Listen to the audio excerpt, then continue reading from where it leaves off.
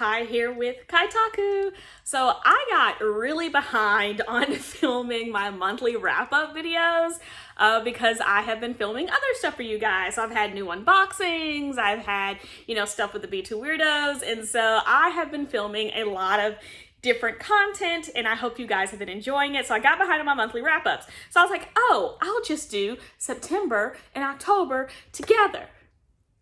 Except for we read a lot in October, and so the video was going to be way too long, so I've split it, into your normal 2 videos. So here are the things that I read in the month of September. So first, we have got Therapy Game Volume 2. So I had this in a physical copy, and I read it in a physical copy. However, there was a misprint in the copies and a page was like duplicated. So it was like the same page on either side. I returned my copy to Amazon because of that, and I've been waiting for like a notification of like the new versions that have been corrected so that I can buy it again. Therapy Game has definitely become like one of my new favorite BL, which is saying something because this shelf and this shelf are all BL. But it is such a good story. I highly recommend that you check it out. It's just a duology, so volume 2 is the end of the series. I really wish I could get more though because I loved it. Next, I read My Boss's Kitten Volume 6. My Boss's Kitten Volume 6 is, it's a josei. It's josei smut. It's a series that I kind of picked up randomly on Kindle. It is Kodansha and it's digital only, and so it's only on Kindle. It's okay. It's not like my favorite of all time, but I mean, it was there for what I was there. That was smut. And last thing that I read digitally in the month of September was The Arrangement. The Arrangement surprised me. So I got this as a NetGalley ARC, and when I first started it, I was like, oh, cliche, your typical, daughter has been murdered, mom wants to figure out what happened, Lifetime movie thing. But it surprised me about a third of the way in, and I just kept going. I thoroughly enjoyed it. I would watch the Lifetime movie. Don't get me wrong. Like, I really love a good Lifetime movie. Lifetime is really good at making you not trust anybody because no matter the movie, somebody did it. The mother, the brother, the stranger, somebody did it.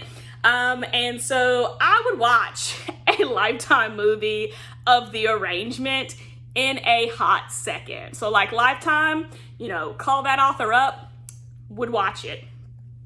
So in physical copies for the month of September, I read Prince Freya, Volume 1, and I read this in the month of September, I believe, and you're going to have to stick with me because it's been a while. I believe this was part of the Fall into Love manga readathon that I participated in. So Prince Freya, Volume 1 deals with Freya here, who looks exactly like the prince, who has been poisoned and who has died, and she takes his place. And so it is Freya trying to figure out, how to keep their enemies, because they're in the middle of a war, from finding out that she's not the prince and really just kind of coming into her own and into her own power. It is a shoujo. It is a strong female character. Well, it's one of those like weepy female characters turning into a strong female character thing. Strong Yona of the Dawn vibes. So if you love Yona of the Dawn, definitely gonna love this too.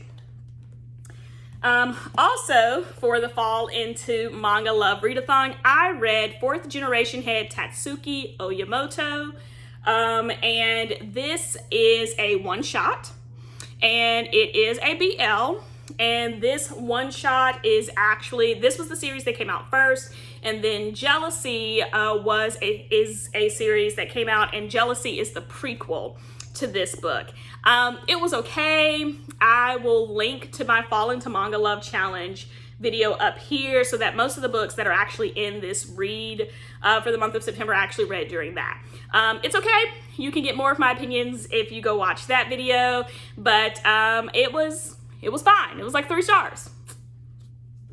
Continuing with the books that I read in the Fall into Manga Love Readathon, I read Cells at Work Volume 1. Cells at Work is an anime that I just absolutely love. It is absolutely adorable. The platelets make me happy on the inside. And it's really just a manga and an anime about how the body works. And it is strangely informative, like ridiculously informative for it to be put in like such an enjoyable content format. So definitely recommend the anime. This is one of the few series where I actually kind of like the anime better than I do the manga, but I did like the manga. It's just because they are giving you all those definitions and stuff, the manga does get a little dense and heavy at points, but still love it. I have the entire series, which is 5 volumes, so I'll be finishing the other 4 volumes soon. I also read Watakoi, Love is Hard for an Otaku, Volume 2. This is another one where the anime is absolutely adorable. It follows 2 couples, all of whom are otakus, and their relationships, and then how they like interact in the real world and trying to hide being an otaku in the real world while they're working in their office buildings. And the character dynamics are amazing. The 4th volume just came out, so I have all 4 volumes, and I'm gonna read 3 and 4 soon.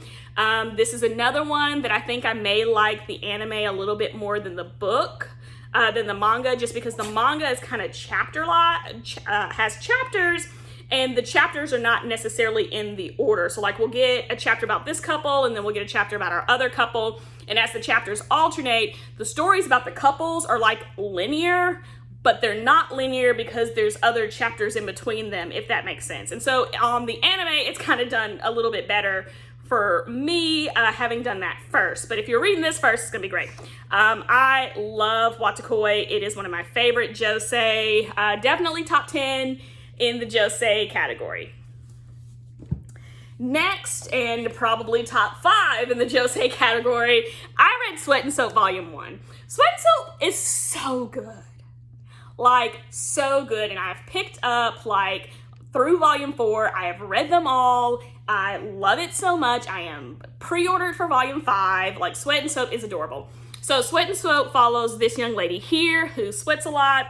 And she thinks that because she sweats a lot that she smells, and that it makes her extremely uncomfortable. And so she's constantly carrying around like sprays and deodorants and wipes and things of that nature to kind of wipe it down.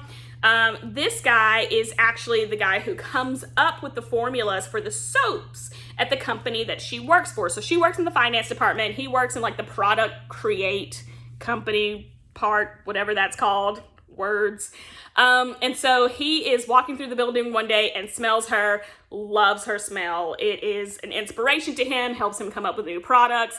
And so they start dating, and it's adorable. And they probably have got the healthiest relationship that I have ever seen in a josei. And it makes me so happy. Highly, highly recommend this series. I also read In the Fall into Manga Love, Readathon, Liquor and Cigarettes. Liquor and Cigarettes is a one-shot volume, and it is by the same mangaka who wrote Coyote. It is about these 2 friends who their parents own a cigarette shop and a liquor store, and their parents have retired, so now the 2 of them are running the prospective stores together. Respective stores. And so he has been in love with his childhood friend for forever and ever and ever. And then they just kind of start to see if possible dating may happen. So this one I enjoyed for the most part. It was really weird. It's one of those like blurred consent sort of stories where like they talk about how far this one is willing to go in the relationship, and he's like drinking to try to build up tolerance before this big wine drinking contest at the festival, and so he like takes advantage of him after he gets drunk, but there's like predefined lines before he gets drunk of how far they're allowed to go. It's really interesting dynamic there. But the city gives me like Central America Latinx vibes, and it's awesome. I love it. So for the readathon, I also read Finder.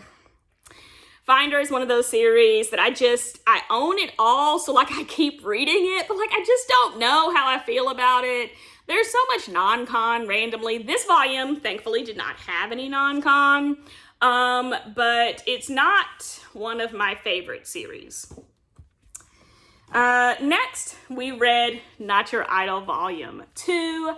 Not Your Idol is surprisingly good.